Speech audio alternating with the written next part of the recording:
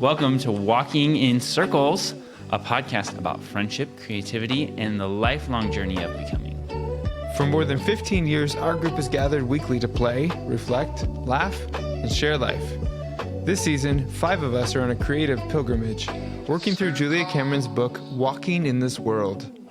Each week, we explore what's bubbling up in our art, in our hearts, and our lives, as we rediscover the creative pulse within and around us. I'm Chris. I'm Cameron, and we'd like to invite you to listen in and continue the conversation. Walk with us as we keep learning what it means to be alive, awake, and connected.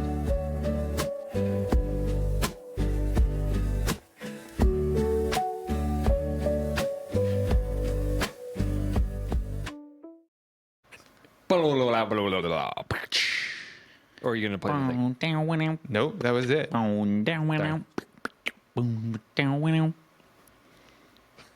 We begin.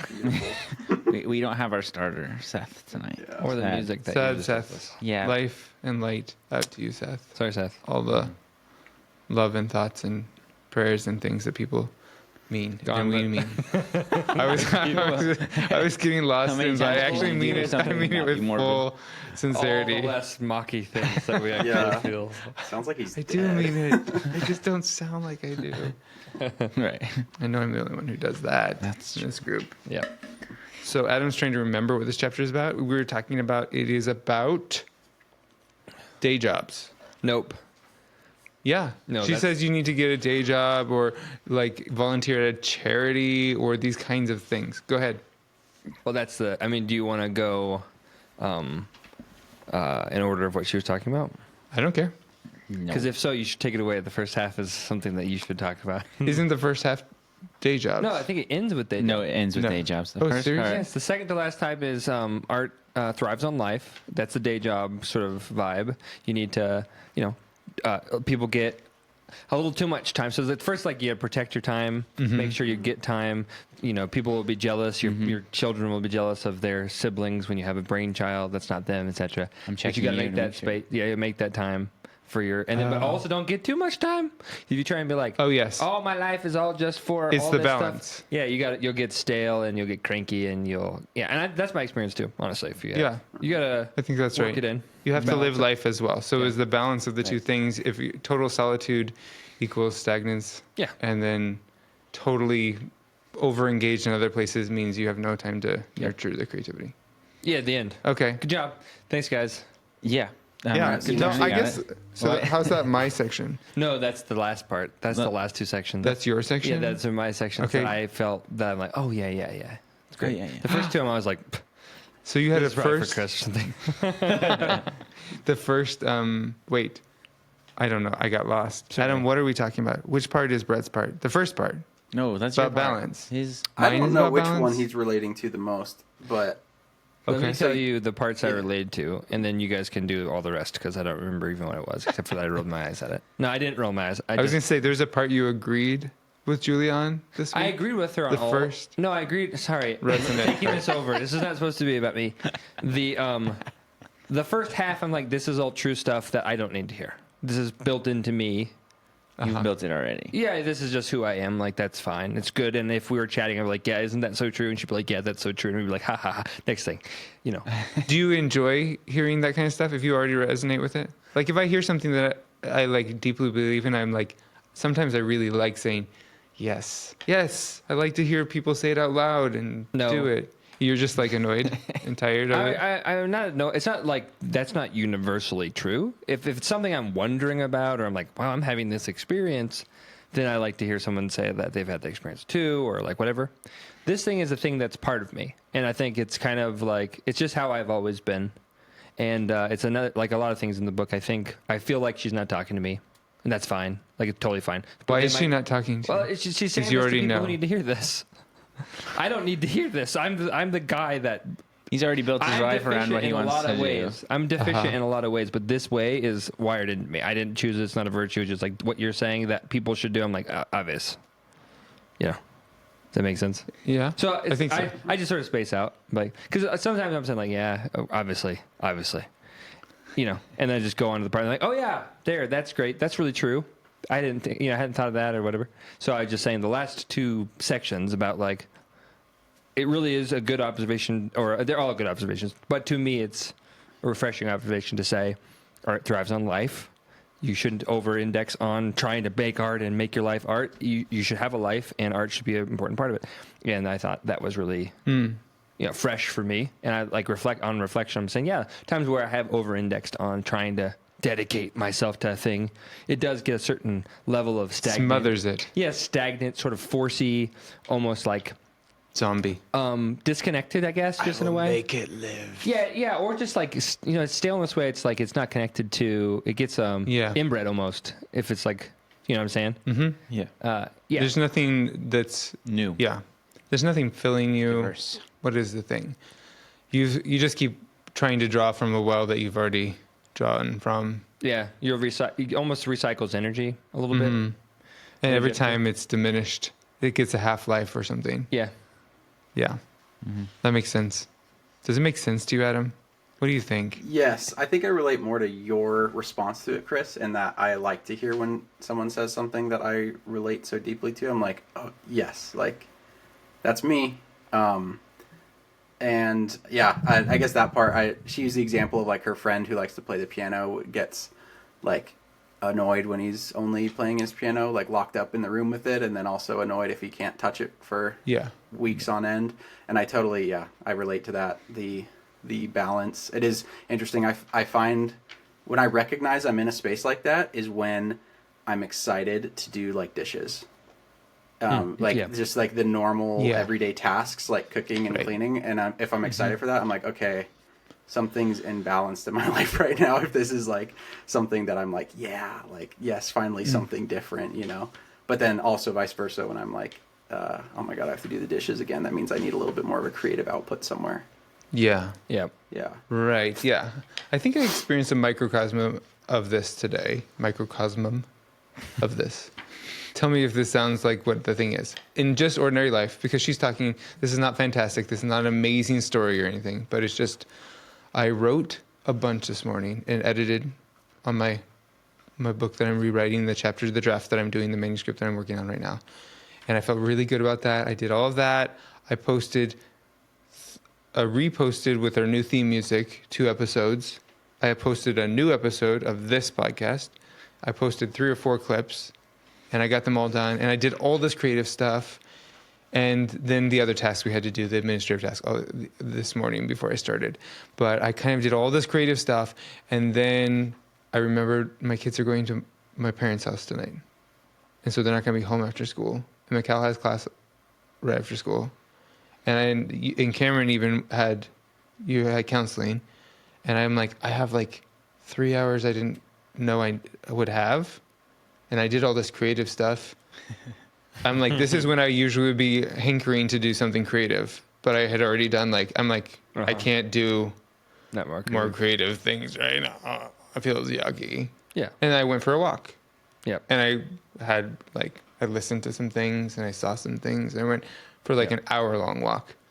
And I think, is that what we're talking about? I think so. Yeah. Yeah, absolutely.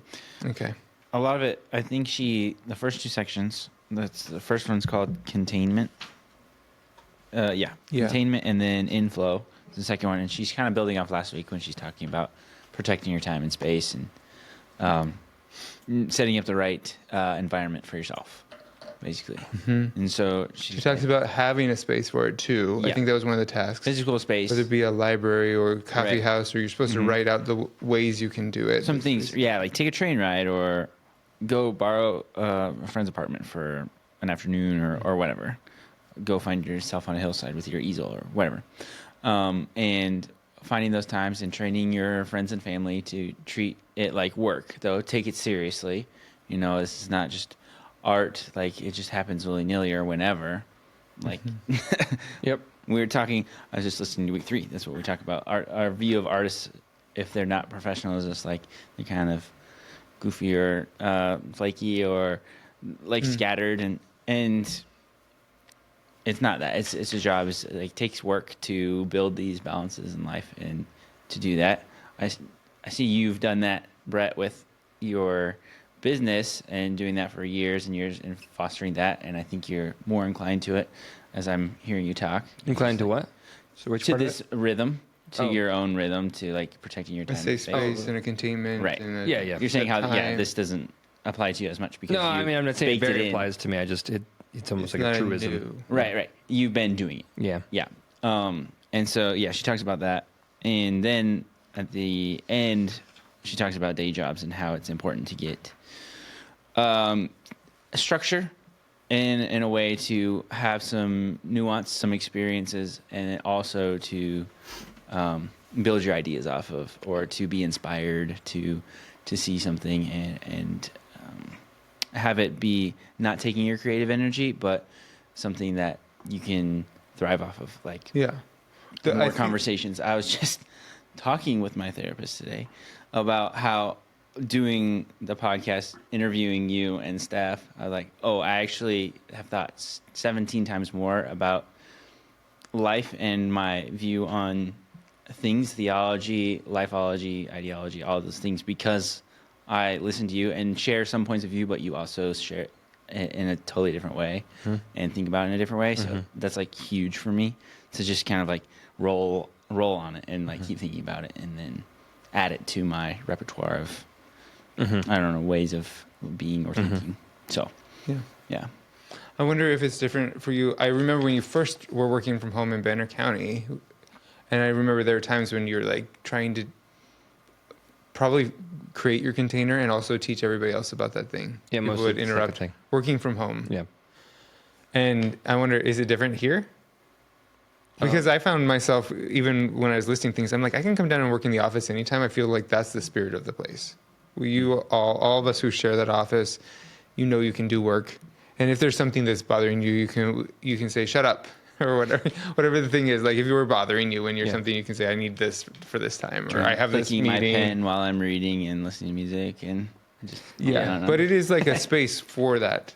It's like Well, a shared sort of. Definitely different. Space. So like there's every space has its nuances. The fact that this place is physically far away from like living spaces is it is an advantage. It's like less to train. If you're like in a bedroom turned office, that's one step away from like where the kids are playing. It's a lot harder to make that boundary. Yeah. But like at home, it was the main friction is just training other people. That's what this is, and how they should handle it. That's all. So that was the main like rub. Then it's like I know how I want it to happen, and it just get everybody getting used to that because it's like you said with make them like help people to understand that it's work, even though it looks like you're just sitting at a table doing nothing, Right. or drinking coffee, right? Because like all that intangible stuff is intangible, so no one can fucking tell if you're doing something. That's not a thing. You can't. Yeah. Do you look busy? Like what? Unless I'm on the phone, I'm not Right. working. Yeah, exactly. That's not how it works. Well, it's a part about training people, and they can't tell the difference between when. I think by looking, you can't always tell the difference between someone is sitting at the table available to chat versus sitting at the table, Right. letting that creative process, like whatever happened, Soak happen. over them or whatever. Yeah. So so having the space and kind of saying like this time is for that, and helping people understand the difference. Yeah. So, and also for me, like I'm grumpy when I get intruded on. So like trying not to be grumpy, but also trying to not hold back to the point where I'm like hiding the fact that it would be better for all of us if this went a different way. You know what I mean? So that was always like the rub when you first start, and people get used to you working from home. They can't tell. Like mom and dad could never tell whether or not they should Right. come in or not. Or And if you actually did anything. yeah, or like what I Or do, you or had a anything. job. Like, yeah, Yeah. you shouldn't come in because that's a silly thing to come in over. Like, you don't know what I'm doing. Also, but that doesn't mean never come in. It's like, but it's like, I don't know. So people just like, oh yeah, never mind, sorry, never, and then don't go down there, he'll kill you. I'm like, well, I guess if it gives me privacy, then I'm glad you think that way. No, I'm just kidding. But your Problem question solved. was like, this place is a place that is also set apart to do that. Mm-hmm. It's also physically far from wherever the rest of the stuff is happening. It's also filled with the kind of work that we've all been, like you've observed and done and know about that already when we started. Yeah. And Nathan and I have been practicing, and Steph has been practicing doing it already for 12 years, whatever. Mm-hmm. So there's already a culture around that, and then when there's that critical mass, other people pick up on it faster. Mm-hmm. The kids kind of sense like, oh, we go in, if we're going there, we're kind of quiet and we do something, but we don't just do whatever. Right. You know, Yeah. and then like Sunny will take time to learn that, but like they kind of learn the nuance. They can learn to read the room and they understand like I don't just do whatever I want in here. Like Yeah. this is a designated place for something that's going on. Yeah. And then people start to honor that, and the room kind of becomes that. Somehow it gets into the the space. I don't know exactly how, but Yeah, I mean, is a really, we're just making a part, like distance is helpful, but we're just making a workplace. And that's what happens when you go to a job, when you drive to a job. It's a workplace. It's a place set apart. You can do the same things. If you're working in a cubicle, you're not always going to be there typing away on a computer, filling out forms or whatever. You're going to be walking around, talking to your colleagues, getting a drink, going to the bathroom, doing normal life things. You're not continuously working like all those 8 hours. It's like not legitimate or reasonable. yeah. So Yeah. it out of sight, out of mind. If the people who are around you don't see it, they don't think about it. And so when you're around, it's just like, yeah, it's just a training. It's getting them to see a little bit of just what work is. Yeah, and training them how to treat it. Like Yeah. if you don't treat it differently, they're not going to treat it differently. One thing I've always been. She talks about this. It's just the things I roll up because I'm also like, yeah, I do that, and people always treat me like They kind of treat me like I'm an asshole for doing it, but like I think you're supposed to do it. So it's like the thing where people don't like it if you don't respond to their text message right away. Like, why should you have access to me at any moment you ever want in your whole life? I don't understand why you think you should. Like people, most people I respect, they understand. Like, but there are people who think like, why didn't you respond to my text? Well, I was fucking doing something else. Yeah. Should you be able to appear in my space at any moment of any day and just demand of me my attention and my answer? Like, on principle, no. Were you doing anything? No, that's not fucking the point. Yeah. It's just none of your business. None of your business. Right. On principle, you need to wait until I'll make you wait. And I have no qualms about making you wait. I think To we are a fault. society who doesn't do boundaries well, and therefore we don't understand them or respect them in most places. Maybe it's not all of our society, but it feels like the culture around us here. I don't know. I wonder if it's different. Oh, I think you're glitching, Adam. Are you still with us? No, he's Hello? still there. I'm here. Okay. Hello. Hello. Just your video is a little grainy. Okay. How is it if you are it's just you and your spouse in the house? How did Hunter train you? Since she's one of Yeah, those. she's working from home, but you weren't there a lot of the time unless you're there to do something together. I don't know. Yeah. Yeah. On your Yeah, days off or whatever. with what you're talking about, Brett, like Hunter, she really likes working from home and has like her own little like home office setup and stuff. But like, I don't know how she does it. I couldn't do it. But like our dogs, unfortunately, we trained them to like ring a bell when they want to go outside, and they abuse that power. They essentially thought they trained us that we appear when they ring the bell to let them out. Right. And so like every day she's like working in her office and I'm either sleeping, I'm working, whatever. Like it's very rare that we're overlapping. Like I'm home not doing anything while she's working. So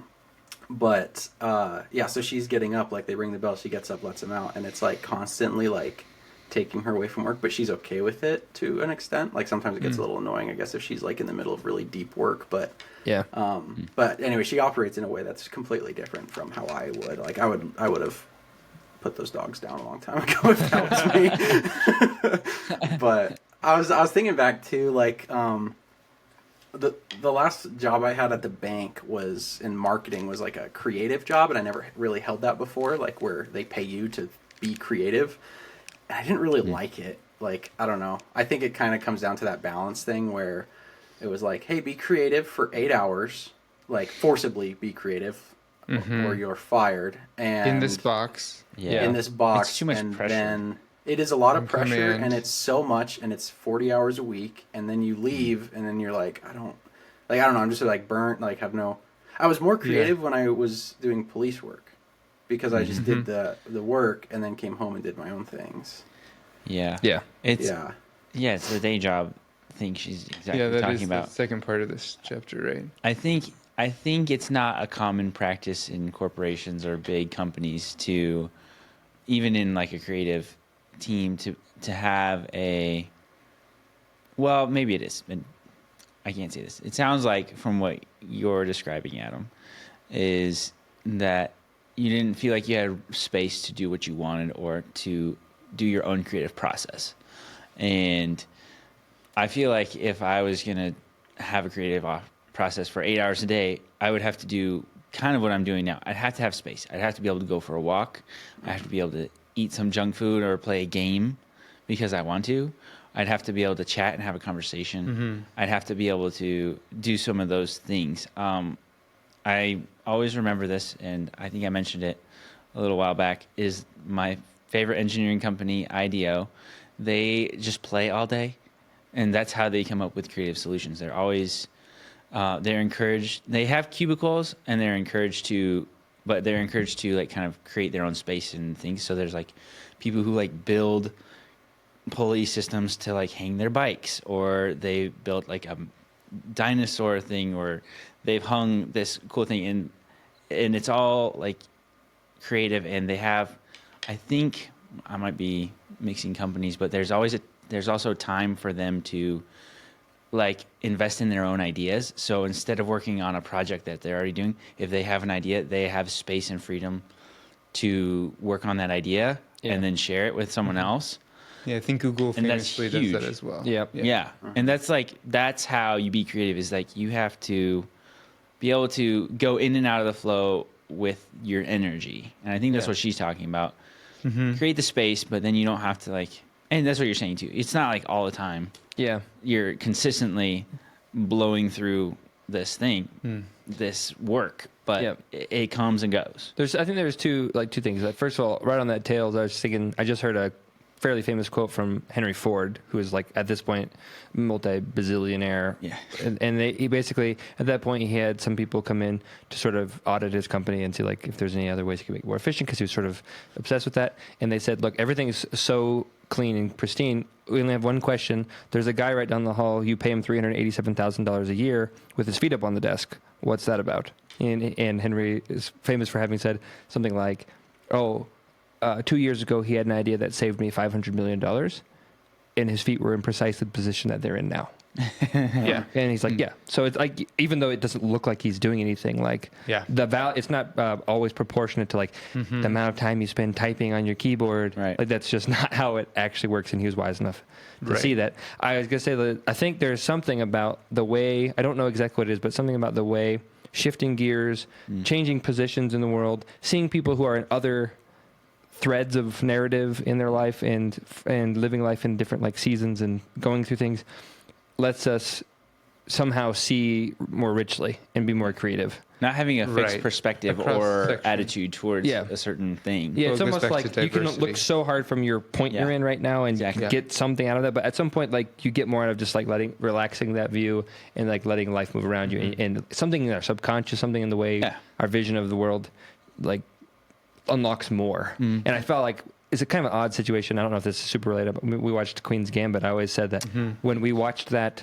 episode a week, I loved that show, I think, way more than I would have if I had binged it. And I don't know exactly why. Something about There's like space around it. Yeah, it's there's like space around it. savoring the meal or the food, the bites that you're eating. Yep, and there's a little bit of like leaving yourself a carrot for like to get started on the next one. And you're just like looking forward to it. There's like you said, space for it to do whatever it's doing, for ideas to and I always form find that same exact thing when I'm working.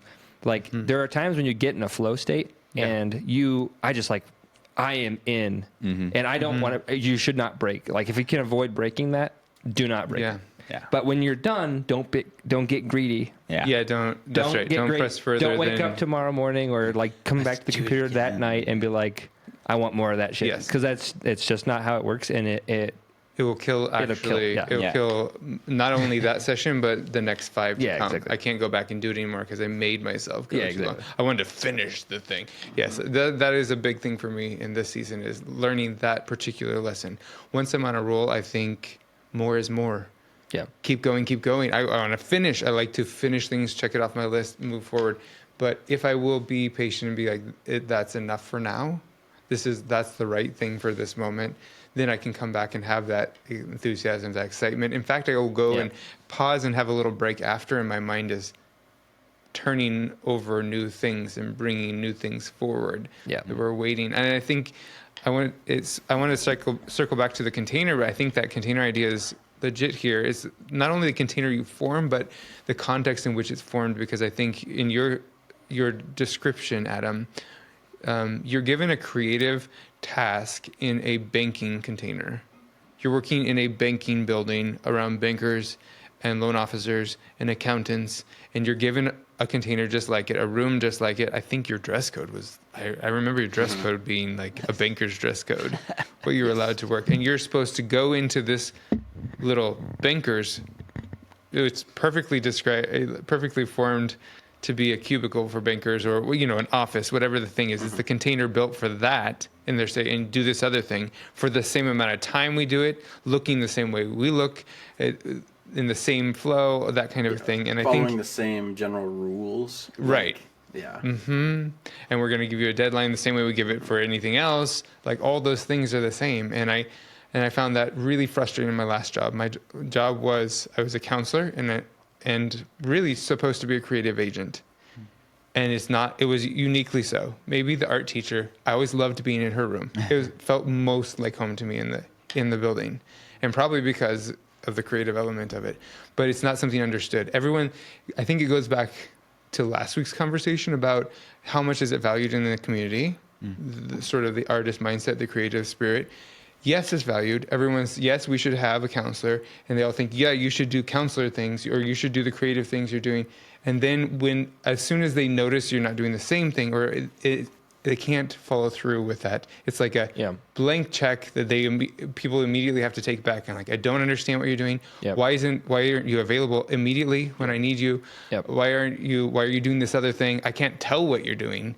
And I should be able to, like, everybody else is doing the same things in this building. We're all standing in front of kids talking, or whatever the thing is. And it's just became just frustrating. However, I worked my previous school setting. I wasn't a counselor, I was a teacher, but it was a different kind of a system. It was so much freedom. And that's where I met you, Adam, and Cameron, and Seth. And in that setting, I often came up against ideas, and I would, in the middle of it, like, I would go, if I had a break, I would go play with kids at recess. Or sometimes I would lay down in my room, because I didn't have the solution I needed for whatever that we were coming up with. It was a musical. I needed a set idea, whatever the thing is that we're supposed to be creating. I didn't have the answer, and I would just have space. And I would never go to take a nap with the intention of thinking through an idea, just with the intention of just being still. And then I would wake up all the time with, like, or I would just get up 10 minutes later. I wasn't usually asleep, but I would get up and be like, oh, this is what we need to do. This, I would have 3 or 4 things. And I think it's that space around it. Yeah. And also it's in a setting where the container is, like, flexible enough that I could go play, or I could sit in quiet in my room, or the thing I couldn't do even when I had my own office in the next setting, because everyone had these expectations of what the good intention of giving you creative space. And I think that's what I hear you experience too, Adam. The intention is, we really value this creative work that you're going to give us, but a lack of understanding for anything about flow, or how that works, or expectations, or what's reasonable, or even what the questions are that you're dealing with. And it really takes a visionary. I think there was one person, which is why I stayed too long in our school, who was the head of that school, who did have that attitude that you described. Who was it? Was it Ford, you said? Yeah, Henry Ford. Yeah, who said, like, even if, basically this idea, even if we need what he's giving once a week, no one else can give that thing. Yeah. And understood that sometimes if you just had met with 3 kids who were suicidal, you might need to take a minute and actually do nothing to, like, process that and think if there's anything you missed and follow up on it and be well so you're ready for the next person. Other people can't see that. It takes a visionary to see what the other person has or needs. So, anyway. Or to get out of the way. Or to get out of the way, yeah. Yeah, that's right. it's like to understand... Trust people. The context. Yeah. Trust and, like, vision enough to say, I don't have this. Or I remember being there, and this couldn't work for me. Or I had my own process, and if I get in the way of that process, I'm screwing the company or whoever. It's not going to be worth it. I love your glasses like that. You look so grandfatherly. I hate glasses. Adam, ask your question, then I have a question back for you. Okay. I like Or seeing say you your guys, by the way. I just want to say that. But We like seeing you too. Yeah. No, there You should was come a back part sometime. someday. in the book about talking about like questions to ask yourself. I pulled it up, the pictures that you sent. Like, have you ever spoiled a creative project by indiscriminate input too early? Like those sort of questions. Yeah. And I do think that, like, to what we're talking about right now, I've always been able to just naturally, I think, to like think unbound, outside the box. Like, I don't know, I think a lot of rules to me are guidelines and not necessarily hard and fast the way that some other people think they are.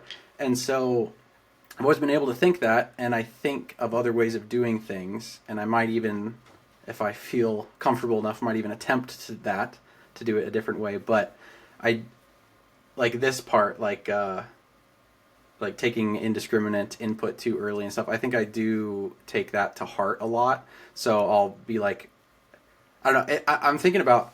I know you say Henry Ford. I have a bone to pick with him. He created the 8-hour workday, or at least is like attributed to creating that, and we don't need it anymore. But isn't Correct. Isn't he kind of situated in a similar way to Jesus? Isn't he like Henry Jesus? Ford. Well, Henry that's in Ford? contrast to the Industrial Revolution, where Yeah, people are what I working mean literally is their whole life. he's on this Right. side, on Yeah. that side of history, and so he was, Oh, I yeah, think, yeah. reducing Yeah. where people No, yeah, were yeah, yeah. working crazy too much, and Well, it was 10 a hours. reduction. And I mean, Yeah. like Jesus, in that people think maybe he's whatever sexist or whatever these things are, Backward, and he was actually making room in a culture, oftentimes at least, in a culture that was much more what he was trying to actually bring the culture forward and say, Yeah, Correct. at this moment we need to do, No, and I do agree we with need that. another Henry Ford is what you're saying. Yes, no, I was Yeah. more of a A joking new- on that, but it's the people that look at that and now can't. They're like, no, this is the way it needs to Yeah, be, right. because Yeah, Henry the Ford said. traditionalists who Yes, can't Yes, move just But like anyways- Jesus, because we're fundamentalists at heart. We must- Right. And so, anyways, Yes. with that, with like the work thing, it's like, yeah, what if this crazy idea, we don't work 8 hours a day and we still get paid for working that, and we're making more and we're outputting more. But anyways, it's just not able to be grasped by. It seems like a large majority of people. And I feel like I've been able to grasp those sorts of concepts. Like, it's not just that; it's lots. But That's the AI but then I thing do, right now. huh? What was that? That's the AI thing right now. Instead of like, if companies are able to use AI to reduce work hours and workload, what they're doing with that is hiring less people or laying people off, where they could be paying them the same amount and giving that time back to them. That kind of a thing. Right. You just do Yeah. more now. But with that, I guess to her points of like talking about projects and stuff being shut down early, I think I do take other people's input where I express this, like, hey, have you ever thought about this? Or like, what if we didn't have this random rule that is created for us? And then they say, they give whatever input, oh, well, I think this. And then, I don't know, I kind of take it to heart and be like, there's probably something I missed. That's like my first thought is like, I'm probably not looking at this right. And then I kind of write it off or You're the rid obedient of it. son. something like that. That's sort of close to what I was going to ask you, Adam, because earlier. So first of all, the fact that I remember when you did your personal brand statement with Steph, I overheard all of it and I got to see it like while she was working on it. And we're not as different as all the previous episodes would lead us. We're similar in some ways. Yeah. In the like unconvention is one. People I are think. one or the other. That's it. There's That's no. it. But so I think we're Adam not. or they're Brett. But I'm curious how you respond to two things. How do you respond to unwelcome input? Just generally, it doesn't have to be in a creative endeavor, but just like uninvited, unwelcome, like input on your life, and specifically, not that, but adjacent to that, like I asked earlier, what do you do, like when someone messages you and you're trying to do something else, or like that, as an just an example, just say like your mom. I don't know who's the person in your life that whatever. Not his mom. Whoever it is, like obviously you think like I'm gonna say his it's name your right boss, now. If it's your, I love Jim. I love you, Jim. Yeah. Okay, so whoever it is, and you're Big hug. doing something, and you really shouldn't interrupt yourself with it. Like you probably know somewhere in your head you shouldn't, but like you feel like you have to. How do you respond to that? Do you respond to that? Do you draw a hard line? Do you feel compelled to respond immediately? I don't want to speak for Nathan, but like this is a good example. Like Nathan Yes. gets his phone comes on. Nathan is a man of inertia. It takes a lot to get him going. Once he's going, it's impossible to stop him. And so sometimes I look over, I'm like, don't you pick up that phone. Don't you pick up that phone. Because I know it's going to stop you or it's going to roll you a different direction. But he feels compelled to like see what it is. You know, and obviously there are people in his life who rely on him that he needs to respond if it's his wife and it's like needs something with the kid, obviously. But he feels compelled to just see what they need, and probably that leads instantly to him stopping what he's doing and taking care of their shit, which is like the opposite of my like. That's the literal actual opposite. Like, you interrupted me, you go to the back of the line right now because you whatever, you had the gall to just send a message to me, like whatever. It's like not even rational. But so yeah, Adam, you understand the questions? Yeah. So to the last one you asked, I would say I have no qualms, and I think I've created a understanding that I don't answer texts quick or ever. So okay.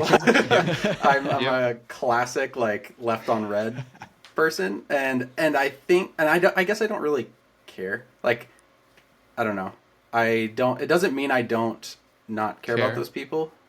Yeah, but I also don't care that they think I don't care, because I do care, and if they want to talk about it, they can call me and we'll talk. See, sometime. We're not that different. But so we are not different in that way. But I will say, I think the only reason I'm uncomfortable with that is because I'm already established as that, and I always have been that. But if for some point in my life I was answering texts quickly and then decided to stop, I think that would be a bigger issue. Like, I would feel more inclined because I'm like, they expect this of me. But no one expects it of me because they know I'm not going to answer.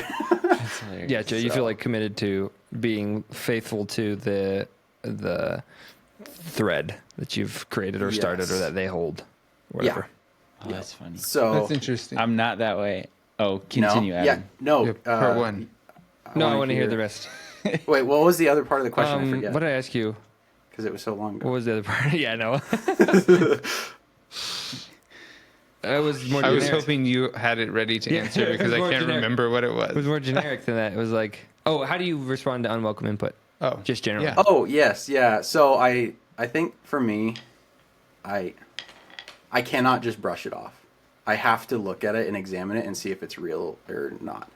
Like, everyone, to me, and I know this isn't like a true thing, but like for some reason, I think everyone, there's a reason they're saying it. And I guess I have to get down to the why. Yeah. And you trust that they are as intentional as you are. Yeah. I guess fallacy. yeah. They could so be. Like, I don't know. Yeah, because I think about some work things I've done, like the chore core thing that Steph helped me with, was one of those things that I talked about in this, or thought about when going through these things in this chapter, where it was like what people's input, and it was some very well-meaning, I think, friends and people around me that were like, this is a dumb idea. Well, and they didn't say that exactly, but like, this is not a good idea. What's the difference between this and like a handyman and blah, blah, blah, and like all this stuff. And I knew what it was, but then when they said that, I'm like, oh yeah, I guess you're right. Because there has to be some thread of truth, or else why would you be saying this to me? So, When do you ever deem that what they're saying to you is not valid? I think I do, but I guess I have to attribute it to something else that's true. So I have to say, oh, you're only saying this untrue thing because what's true is you're jealous. Like, that's a true thing. You have to be certain that there's some alternative. And then the second part of my question is, if you do deem it to be invalid for that reason or whatever, then are you able to discard it, or does it still sort of stick with you? I think it still is around there somewhere, just as a knowing that this type of person exists. Like, and again, I guess I'll use some more concrete examples, but like, with the chore core thing, I had some people saying like, I would never use this service. Like, I would just call, because it was essentially like supposed to be like a everything service. Like, if you need anything done, it's any chore, you can call, and it's like a technically unskilled person that would come and just help you out. So, but they're like, no, I would just call, like, if I need drywall repaired, I'll call a drywall person.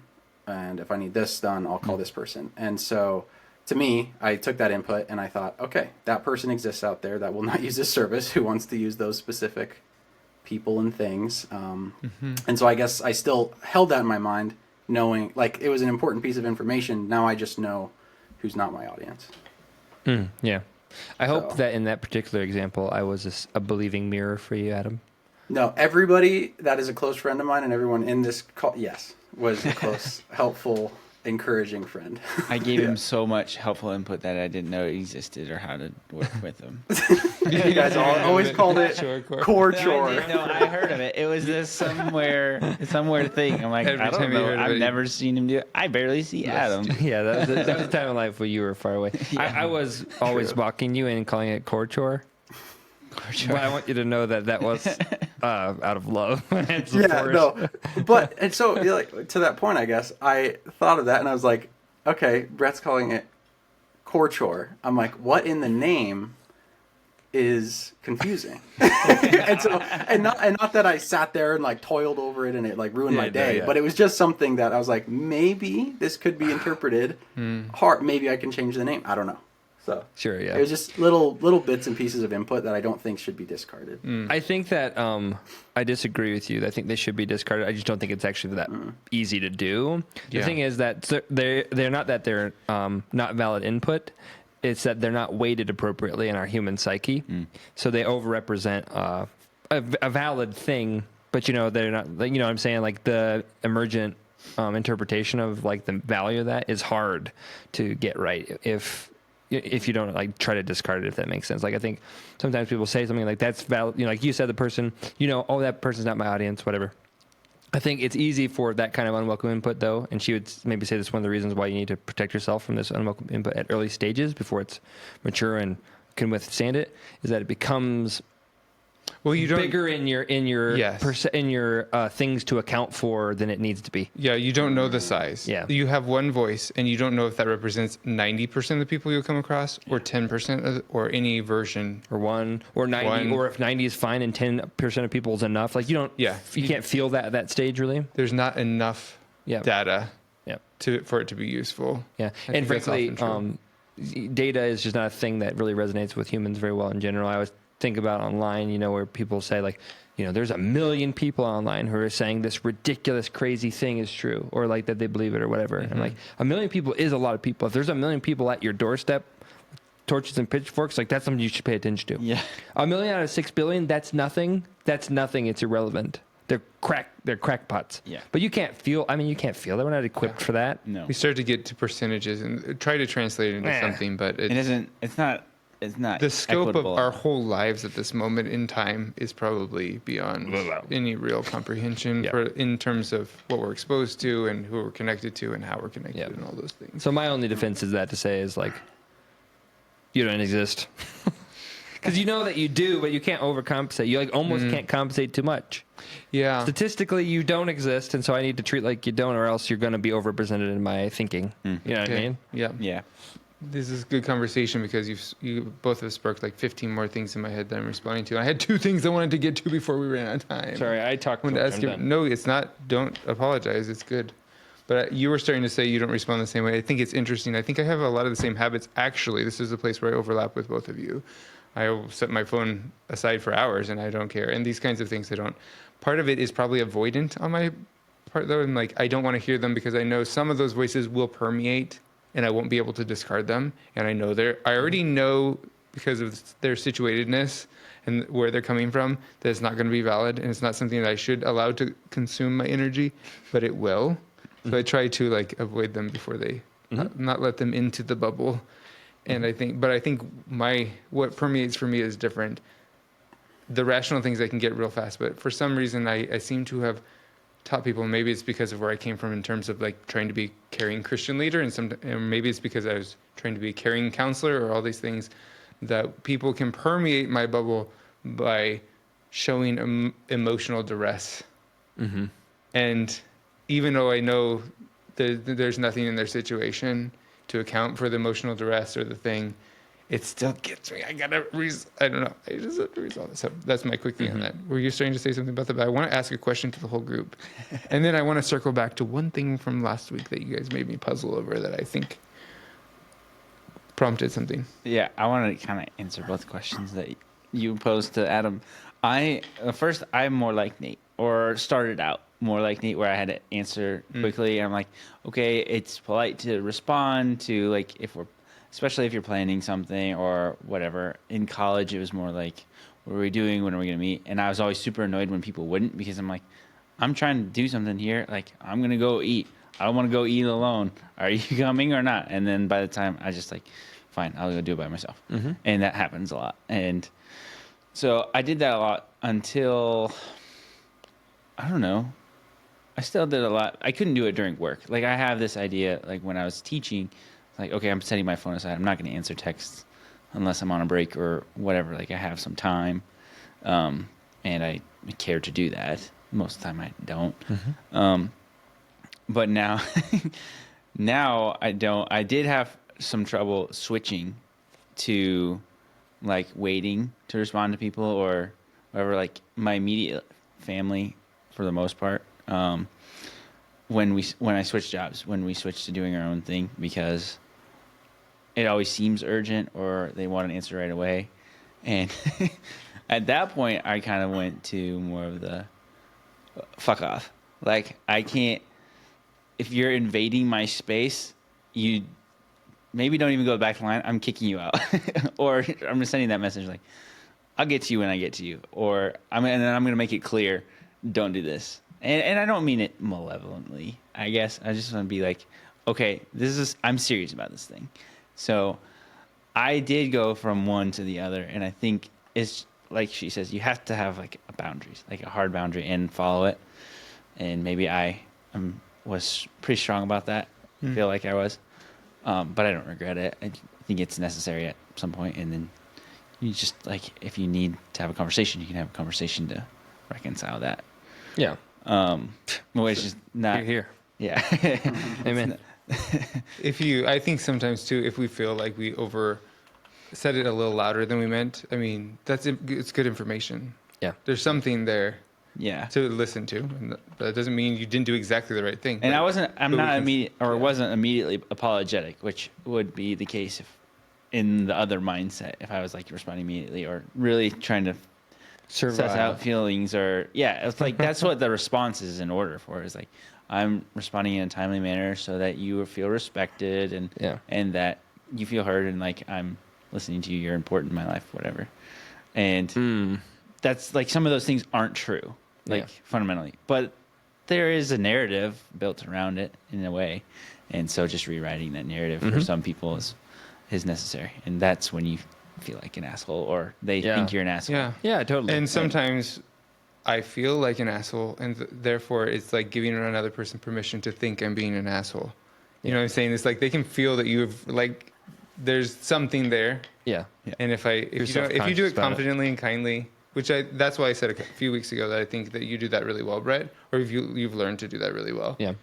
Is that people don't typically, I don't think people think that you're an asshole hardly ever, unless it's a person who's really maybe unbalanced, doesn't have, but the majority of people never think that, because you've learned to just be confident and say with a smile, no. Yeah. You know, I'm not, no.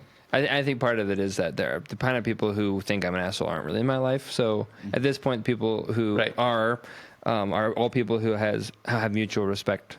And so they don't think you're an asshole for asking for mutual respect and for showing it. Because I'm not saying like, no, you're a dirtbag, I don't care about you, I'm never going to respond to you. I'm just saying like, I'm doing something, you're doing something. So at our earliest convenience, we'll collaborate. And you don't need that instantly, right? So just thank you. Well, I'll get to that. You know, and people are. I think people who have a genuine sense of like reciprocity and like fairness just don't have any problem with that over time. Yeah. It might be a little startling if it's not what they're used to, but people with goodwill generally come around, and people who don't have goodwill aren't in my life. Yeah, just because this work. Yep, that's a whole nother growth trajectory for me. I'm definitely adjacent to you there, but I have not been for a lot of my life. Did anybody else have anything that you were really wanting to say here? Because I can totally hold on to the last couple of things. I just wanted to touch on, because she talked about in this chapter, the community thing, being involved in the community as a way of having like input that then you can express creatively. But I guess I never really thought about it, because I don't know, I just like, especially with you guys around and like being in Scout, like I just had like some sense of community. But like when I started working at the bank, we did a lot of community events, and I don't know, I was just like, it opened my eyes to the level that you can get involved in your community, and and it also like surpasses, 'cause Hunter and I actually listened to this episode together, and she feels connected to community, but it's not where she lives community. It's like an online community, or like with her crochet and stuff. So there's different like ways to feel connected, but it's important to like not like feel connected and give, I guess. Yeah. Yeah. Well, I think actually hers is not just online. I think it's hybrid. I think that's Yeah, one of the no, things yeah, that yeah. Hunter It's does not really just well, that, because yeah. she doesn't see them daily, but that whole community, she gets together and she is at fairs and does things and shows up and like, so just Yeah. throwing that out there. That was exactly what I wanted to actually jump to. I just wanted everyone to touch base and see like, what are your day jobs / community things that you're involved in? How do you see that aspect of it in like 40 seconds or something? Just it doesn't have to be a big, deep thing, but how do you see that in your life now? Yeah. I'll start because everyone's looking at me. I see community. I've been trying. It's like weird to come back from college and to find that going to college, you have to find a new space, new people, new community.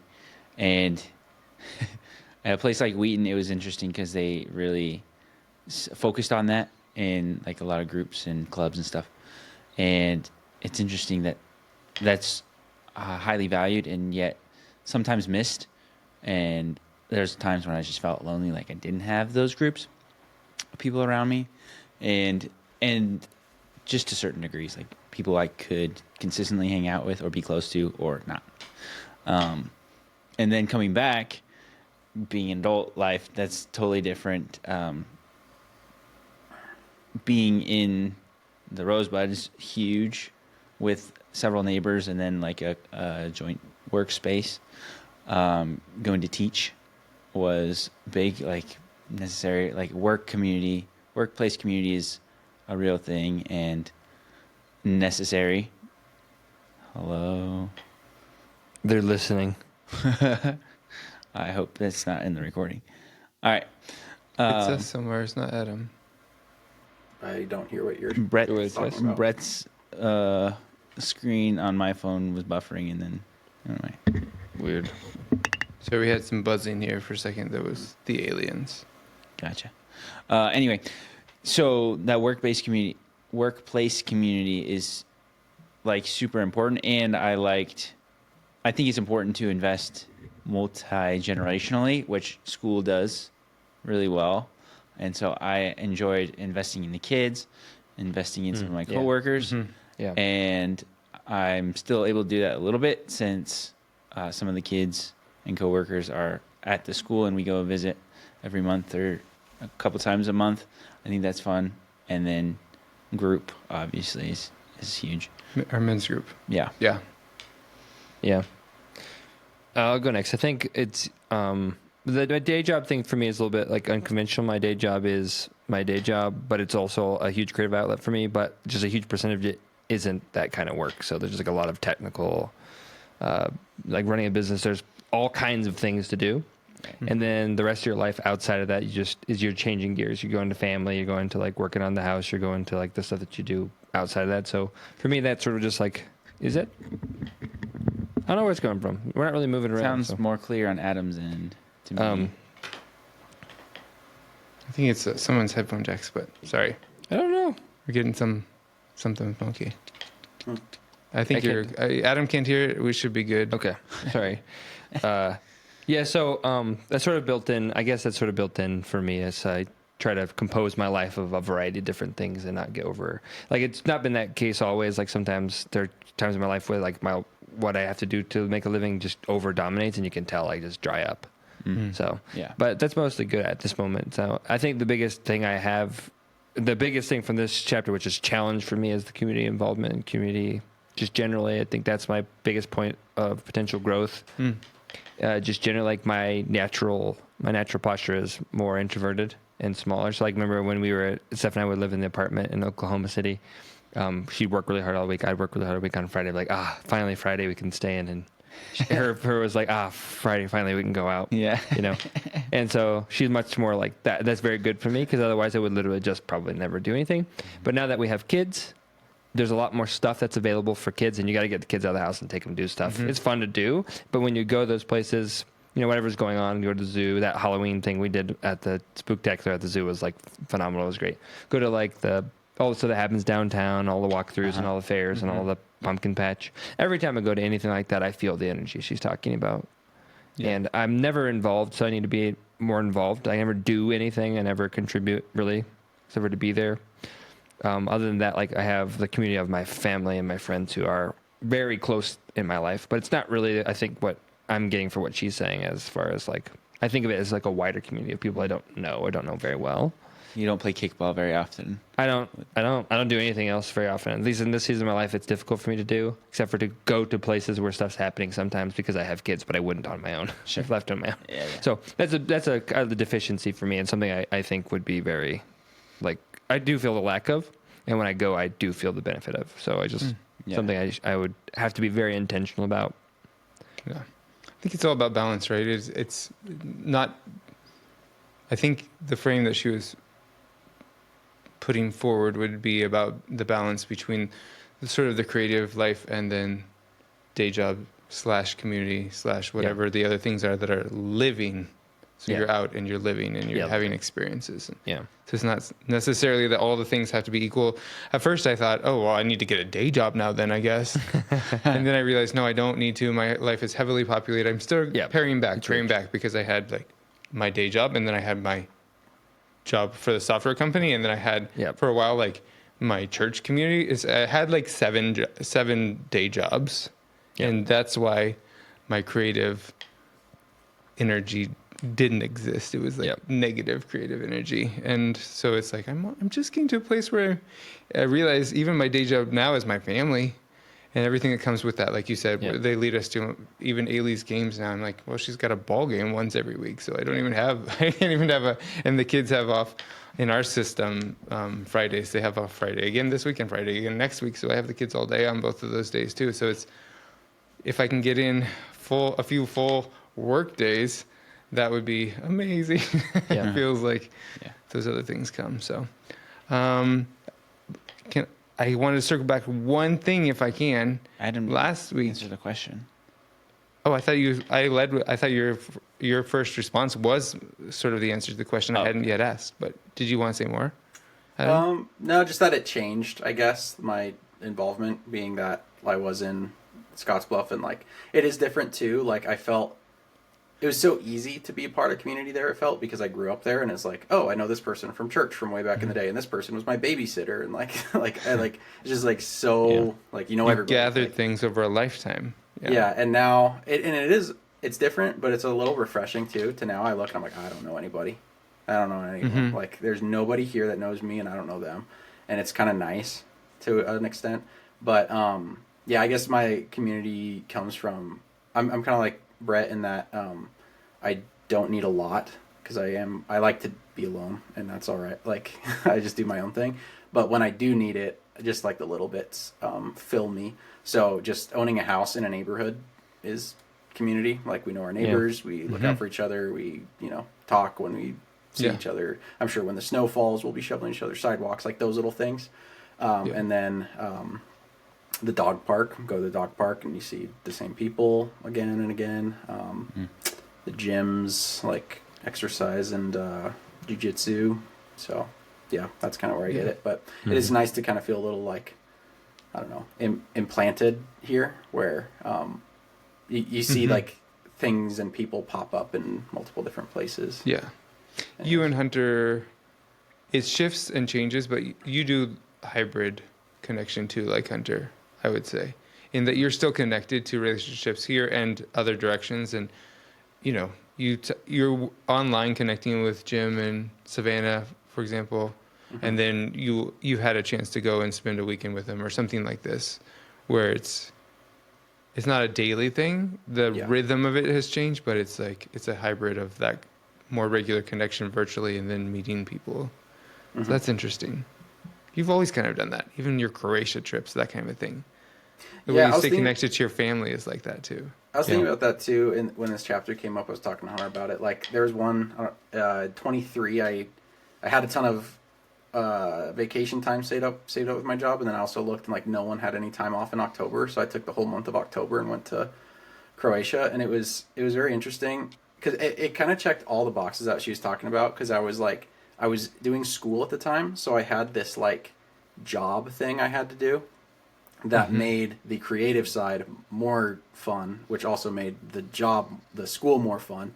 So it was pretty much like a perfect balance. So if anyone gets the opportunity to take a month off and go to an island, I recommend it. It's helpful. But also with the community side, in October in this little island in Croatia, there is only local people. So it's I liken it to like, think of like if you just lived on a large, say, 40-acre farm in Banner County, and then there was the sea around you. Like, that is what it's like there. And so you have to like help, everyone just knows each other and helps each other out. And there's like one day where like, I mean, you need fire. Like, some of these people don't even have furnaces and they run on fire, and there's no wood. Like, it's islands. Like, so they have to import a ship of wood. And then you're like, how do you get it up there? There's no cars on the island. So everybody in the town makes a line, and you hand logs to each other to get them all to this one person's house. And so I got to be a part of that. And I was like, this is like everything she's talking about. Exactly. But Yeah. That's pretty Yep. It gives you a taste of what life has been prior to this moment in most of the world. Yeah. Yeah. The one thing I wanted to revisit real quickly, if I can, from last week was that I had brought up this thing that I think you had questioned me, Brett, about our relationships like that. It was her concept about toxic relationships, or in relationships where the collateral or what you get back from it it's not liquid, so you can't access it when you need it. I think we just turned it over for a second, and we're like, are relationships really like that? Is there such a thing as investing in something that's not liquid but you will get back sometime? Or is it more free-flowing or maybe toxic? And I think I was thinking about it, and I'm thinking, but why did it stick in my head? Something about it does. And I think it is the metaphor that I had shared, but I just didn't quite make the connection. I think it's the illusion of the thing that we often have. That it seems to be a little bit, I don't know if it's pervasive, but at least it's too common in our culture. It's the same illusion that the person has, that they're building wealth with a home that they're living in, that they can't access at any given time. It's not liquid in that sense. And I think that is partly what leads us or keeps people in unhealthy relationships for too long. The illusion that there is some investment here that I'm going to get back. And maybe it's just not liquid yet, but it will be coming back in some form. So I think that's what I was sticking with, or why that image stuck to me. Not because it is that way, but I think the story of that is a story that we kind of have lived into. It's just like the story of building wealth. The American dream is to buy the house and own the house that you live in, even though it doesn't really add wealth for a lot of people over the course of their lifetime. And sometimes it even adds debt to their children who inherit it with the debt, that kind of a thing. And in the same way, I think sometimes relationally, we have the illusion that you will someday get it back, even if you aren't now. And I don't mean we do, but I think that is a story. Yeah. A story that's floating around. It seems like the key thing, so like that metaphor touches on an idea, because it's like in real life with that exact metaphor, there's the thing about that always kind of bugs me. It's like, it's not actually wealth because you can't get rid of it. Like, well, you got a place to live, and if you do it right, you got a place that you love. And there's a lot of wealth. Like, I don't know how you're defining wealth. I don't know, the finance bros are like that. You know, that's not how I count wealth. Okay, that's fine. But like, I do count wealth that way.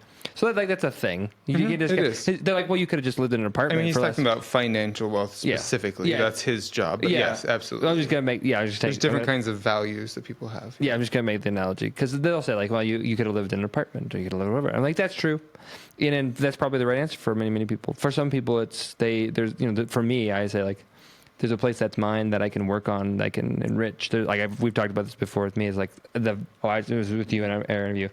The value for me is embedding intention in a particular place and then enjoying that place. Right. Absolutely. And there's no place you could do that like a place you own. Right. But that's not for everybody. I think the thing is that if the story that justifies it for me, but and there's reasons that, there are other things that don't justify it for me. The thing is, and the same thing with relationships is, we have to be truthful. Yes. We have to look boldly and courageously at the actual thing. And Right. not make up stories that justify what's unjustified. You Yep. know, I think that's hard to do. First of all, it takes a lot of insight, but also it takes a lot of courage.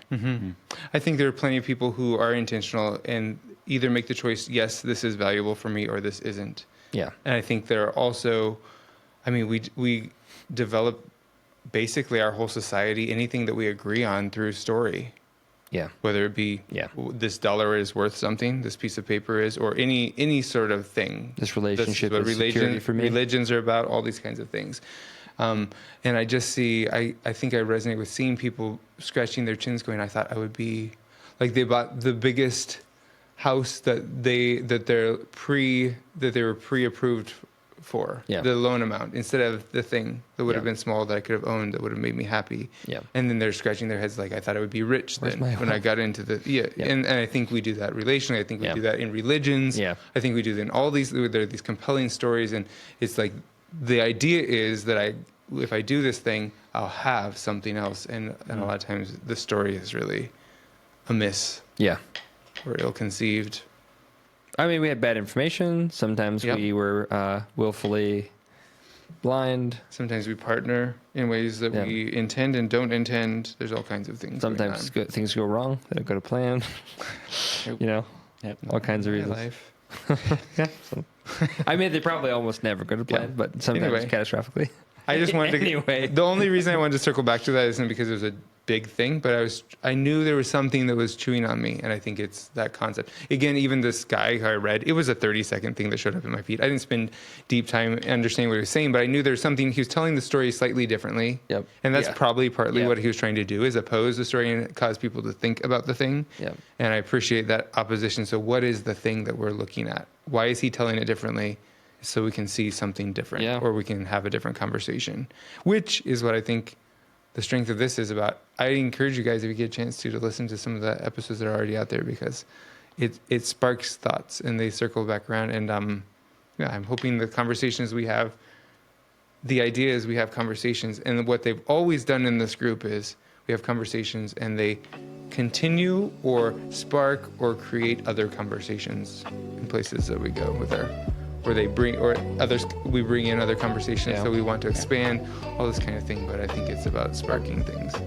It sparks. I've also seen there. It lays a brick, and all of a sudden, we're like above the clouds, standing on the bricks True. we've built of old conversations, able to see different things that we never would have if we didn't Yeah. lay those first bricks. You know. That's true. Yeah, Right. for sure. That's right. That's a good You analogy. can definitely tell that after 15 years of the group meeting, like we're in a totally different place. Yeah. Relationships. So thanks as always for taking a few minutes every evening